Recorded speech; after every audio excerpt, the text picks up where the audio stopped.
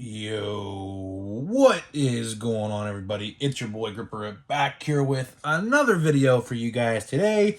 And in this video, I'm going to give you reasons why I believe the sports card collecting hobby is in big trouble and why we should be concerned. I'm going to let you know everything that I believe in this video is just subjective. Just because I say something doesn't necessarily mean you need to agree with it.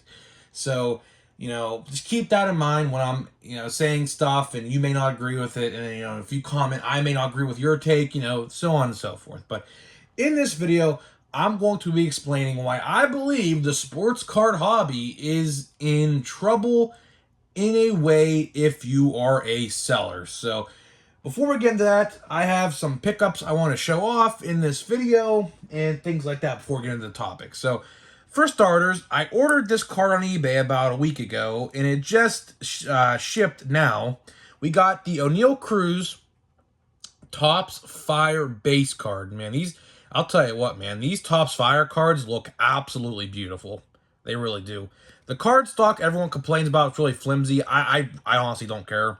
I mean, it's going to be in a top loader regardless. I can't tell the difference.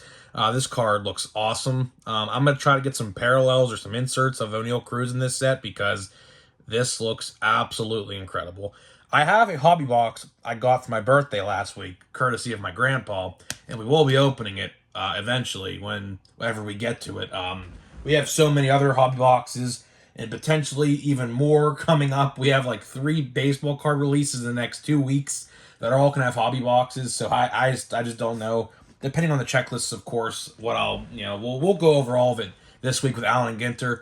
I'm waiting on the checklist to be revealed before I give my formal opinion, so I can't do that unless there's a checklist, which I haven't seen it yet. And or there's no openings of it yet, so until there's openings or a checklist I can read or look at, I can't make a video on it. So, and now I went back to local Walmart and I got 1, 2,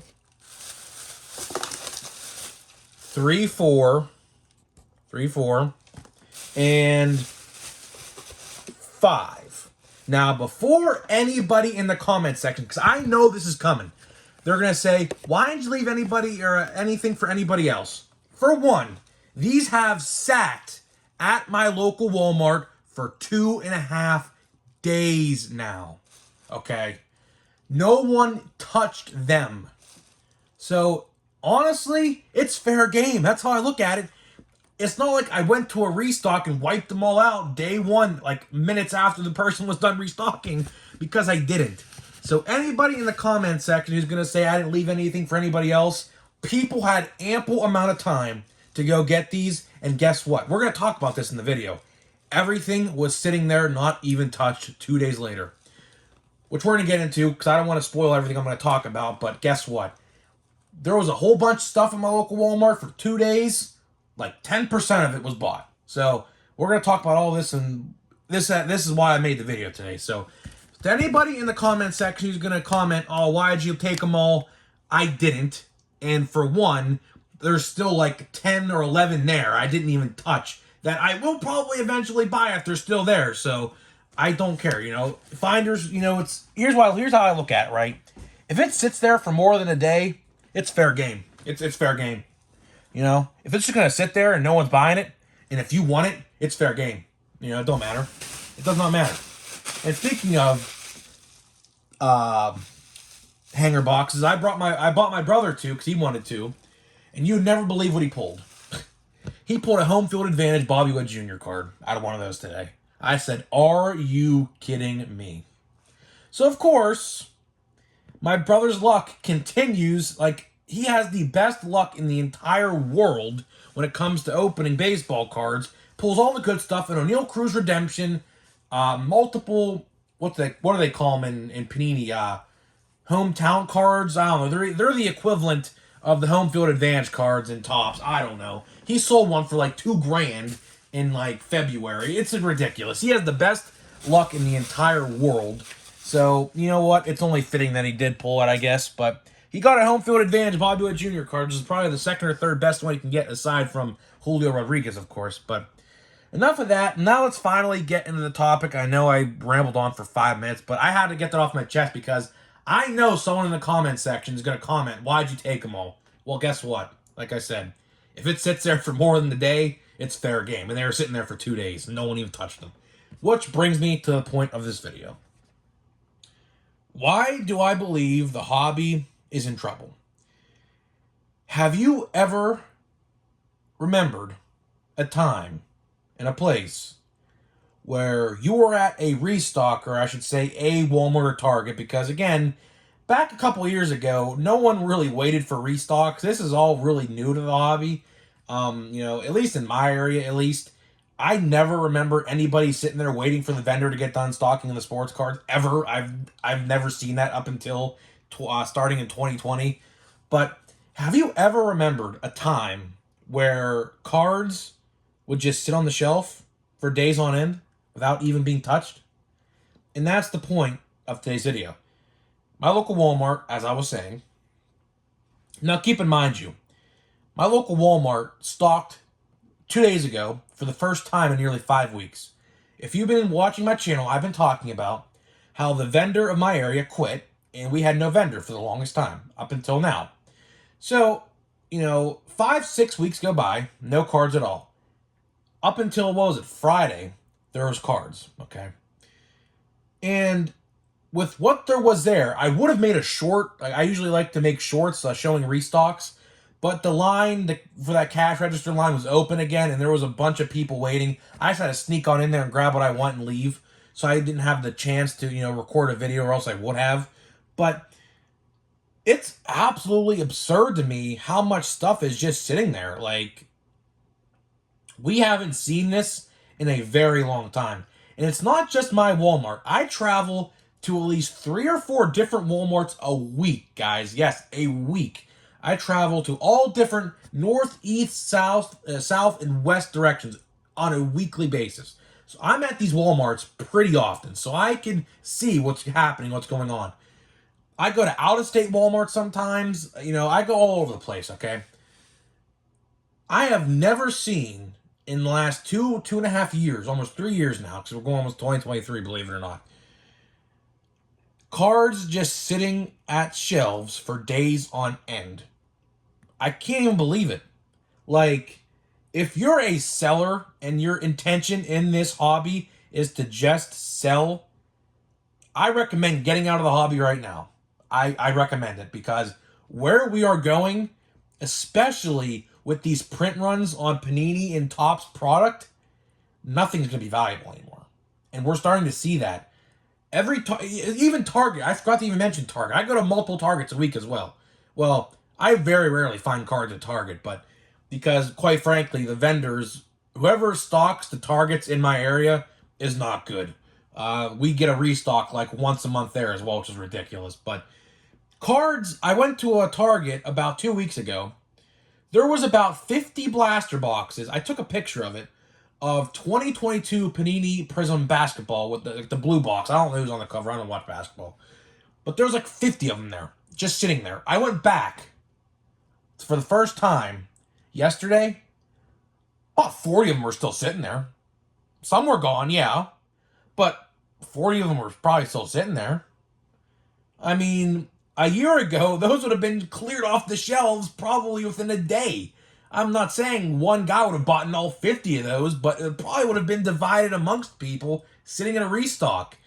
If your intention to just sell in this hobby, which I totally disagree with, if you're just in this hobby just to sell and make money, this ain't the hobby for you. The time for that is clearly over. This isn't 2020 or 2021 no more. This still happened even up until this year, like early 2022. People are clearing shelves of certain products. But, the time for that has ended, I believe. The scalping in this hobby, especially with the print runs, it's not going to get you anywhere. Guess how much a 2022 Topps Update Blaster Box is being resold for on eBay? $28. That is $2 above retail price. Do you think anybody's going to make money off any of this stuff going forward? Especially, I heard Striker Breaks, which is a very smart man. He gets his stuff down to a T. Apparently, people were saying he estimated a 1.2 million per base card print run of update. Do you think any of those cards are going to be valuable? No. Unless you had a parallel of them, which I guess are few and far between, it's not going to happen. It's not going to happen. And I know people are going to disagree with this take, but just look. Honestly, see with your eyes. Your eyes are made to see. See with your eyes, and you can see cards just sit on the shelf now. Even when I go into Pittsburgh, in high areas, in high populated areas in Pittsburgh, cards just sit. There is nothing being moved. So I imagine this can't just be in my area. There's no way. There's a Walmart right out of downtown Pittsburgh that's probably the one everyone in the city goes to. It's right there. And there's a Target right there as well. No more than 10 minutes out of the city. Guess what? Cards just sit there. And you would think they would be moved because, high populated areas, but they're not moving. They're not moving. My Walmart today, like I said, 2 days now since they stocked, okay? I went there. Guess how many blaster boxes of Topps Update have been sold? 1. There was each Walmart comes with a 12, I think that's a case. I think 12 is a case of blaster boxes, right? 1 out of 12 was sold in 2 days. What has happened with the hype of baseball cards? Panini, I hear, is worse. There's a new product right now that's sitting on the shelf. I think it's called Prism or Select Draft Picks. I believe it's just collegiate 2022 NFL draft picks in their collegiate college uniforms, college football uniforms. That's sitting. Speaking of Panini, score football cards. Don't even get me started how many score football cards, blaster boxes, and fat packs I have seen over the last couple days. In the hundreds, literally in the hundreds. I'm not even exaggerating when I tell you that. Each Walmart I went to this weekend had probably 25 plus blaster boxes and hanger packs or whatever you want to call them. Whatever you want to call them. In each store.